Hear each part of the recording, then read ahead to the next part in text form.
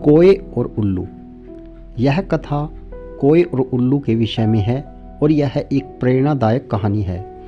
बहुत समय पहले की बात है कि एक वन में एक विशाल बरगद का पेड़ कौवों की राजधानी था।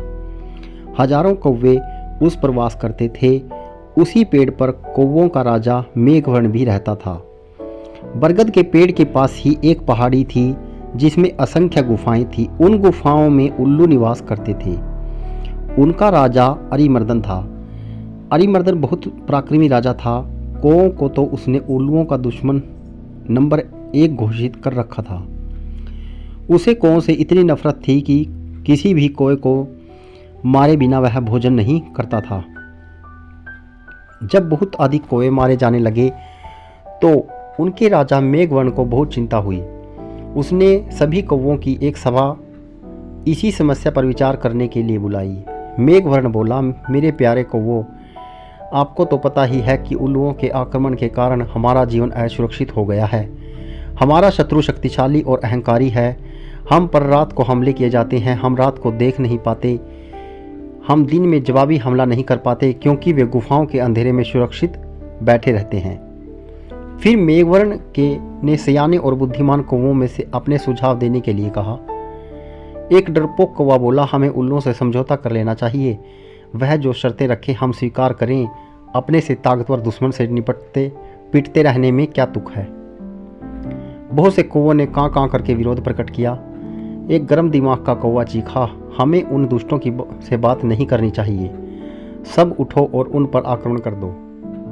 एक निराशावादी कौवा बोला, शत्रु बलवान है, हमें यह स्थान छोड़कर चले जाना चाहिए। सियाने कौवे ने सलाह दी, अपना घर छोड़ना ठीक नहीं होगा। हम यहाँ से गए तो बिल्कुल ही टूट जाएंगे। हमें यहीं रहकर और पक्षियों से सहायता लेनी चाहिए। कौवों में सबसे चतुर व बुद्धिमान स्थिरजीवी नामक कौवा था, जो चुपचाप बैठा सबकी दलीलें सुन रहा था। राजा मेघवर्ण उसकी ओर मुड़ा, महाशय आप चुप हैं, मैं आपकी राय जानना चाहता हूँ। स्थिरजीवी बोला, महाराज, शत्रु अधिक शक्तिशाली हो तो छल नीति से काम लेना चाहिए। कैसी छल नीति? राजा जरा साफ साफ बताइए, स्थिरजीवी बोले। राजा ने कहा, स्थिरजीवी, आप मुझे भला बुरा कहिए और मुझ पर जानलेवा हमला कीजिए। मेघवर्ण चौंका, आप यह क्या कह रहे हैं स्थिरजीवी? स्थिरजीवी राजा मेघवर्ण वाली डाल पर जाकर कान में बोला, छल नीति के लिए हमें यह नाटक करना पड़ेगा। उल्लू जासूस हमारी सभा की सारी कार्रवाई देख रहे हैं। उन्हें दिखाकर हमें फूट और झगड़े का नाटक करना होगा।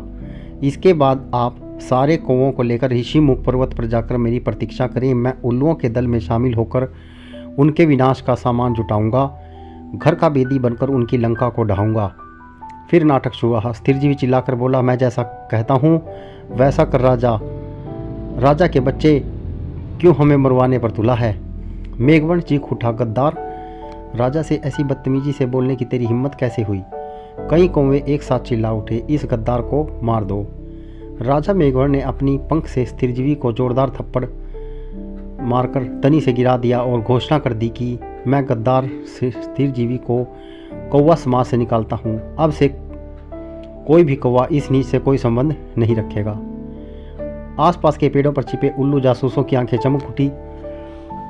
उल्लुओं के राजा को जासूसों ने सूचना दी कि कौवों में फूट पड़ गई है, मारपीट और गाली गलौज हो रही है। इतना सुनते ही उल्लुओं के सेनापति ने राजा से कहा, महाराज, यही मौका है, कौवों पर आक्रमण कर दो। इस समय हम उन्हें आसानी से हरा देंगे। उल्लुओं के राजा अरिमर्दन को सेनापति की बात सही लगी। उसने तुरंत आक्रमण का आदेश दिया। बस फिर क्या था, हजारों उल्लुओं की सेना बरगद के पेड़ पर आक्रमण करने चली, परंतु वहाँ एक भी कौवा नहीं मिलता भी कैसे? योजना के अनुसार मेघवर्ण सारे कौवों को लेकर ऋषिमुख पर्वत की ओर कूच कर गए थे। पेड़ खाली पाकर उल्लुओं के राजा ने थूका, कौवे हमारा सामना करने की बजाय भाग गए। ऐसे कायरों पर हजार थू। सारे उल्लू हू हू की आवाज़ निकलकर अपनी जीत की घोषणा करने लगे। नीचे झाड़ियों में गिरा पड़ा स्थिरजीवी कौवा यह सब देख रहा था। स्थिरजीवी को ने कां कां की आवाज़ निकाली। उसे देखकर जासूस उल्लू बोले, अरे यह वही कौवा है जिसे इनका राजा धक्का मारकर गिरा रहा था और अपमानित कर रहा था। उल्लुओं का राजा भी आया। उसने पूछा, तुम्हारी यह दुर्दशा कैसे हुई? स्थिरजीवी बोला, मैं राजा मेघवर्ण का नीति मंत्री था। मैंने उनको नेक सलाह दी और उल्लुओं का नेतृत्व इस समय एक पराक्रमी राजा कर रहे हैं। हमें उल्लुओं की अधीनता स्वीकार कर लेनी चाहिए। मेरी बात सुनकर मेघवन क्रोधित हो गया और मुझे फटकार कर कौवों की जाति से बाहर कर दिया। मुझे अपनी शरण में ले लीजिए। उल्लुओं का राजा अरिमर्दन सोच में पड़ गया। उसने सियाने नीति सलाहकार ने कान में कहा, राजन, शत्रु की बात का विश्वास नहीं करना चाहिए। यह शत्रु है, इसे मार दो। एक चापलूस मंत्री बोला, नहीं महाराज, इस कौवे को आप अपने साथ मिलाने में बड़ा लाभ है। यह कौवों के घर के भेद हमें बताएगा। राजा को भी स्थिरजीवी को अपने साथ मिलाने में लाभ नजर आया और उल्लू स्थिरजीवी कौवे को अपने साथ ले गए। यहाँ अरिमर्दन ने उल्लू सेवकों से कहा, स्थिरजीवी को गुफा के शाही मेहमान कक्ष में ठहराओ। इन्हें कोई कष्ट नहीं होना चाहिए। स्थिरजीवी हाथ जोड़कर बोला, महाराज, आपने मुझे शरण दी, यही बहुत है। मुझे अपने शाही गुफा के बाहर एक पत्थर पर सेवक की तरह ही रहने दीजिए। वहाँ बैठकर आपके गुण गाते रहने में ही मेरी इच्छा है। इस प्रकार स्थिरजीवी शाही गुफा के बाहर डेरा जमाकर बैठ गया। गुफा में नीति सलाहकार ने राजा से फिर कहा, महाराज, शत्रु पर विश्वास मत कीजिए। उसे अपने घर में स्थान देना तो आत्महत्या करने के समान है। अरिमर्दन ने उसे क्रोध से देखा। तुम मुझे ज़्यादा नीची समझाने की कोशिश मत करो।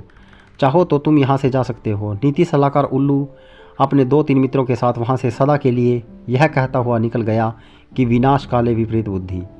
कुछ दिनों बाद स्थिरजीवी लकड़ियाँ लाकर गुफा के द्वार पर रखने लगा।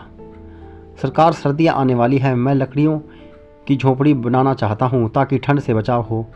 धीरे धीरे लकड़ियों का काफ़ी ढेर जमा हो गया। एक दिन जब सारे उल्लू सो रहे तो स्थिरजीवी वहाँ से उड़कर सीधे ऋषिमुख पर्वत पर पहुँचा, जहाँ मेघवर्ण और कौवों सहित उसकी प्रतीक्षा कर रहे थे। स्थिरजीवी ने कहा, आप सब निकट के जंगल से यहाँ आग लगी है। एक एक जलती लकड़ी चोंच में उठाकर मेरे पीछे आइए। कौवों की सेना चोंच में जलती लकड़ियाँ पकड़ स्थिरजीवी के साथ उल्लुओं की गुफा में आ पहुँची।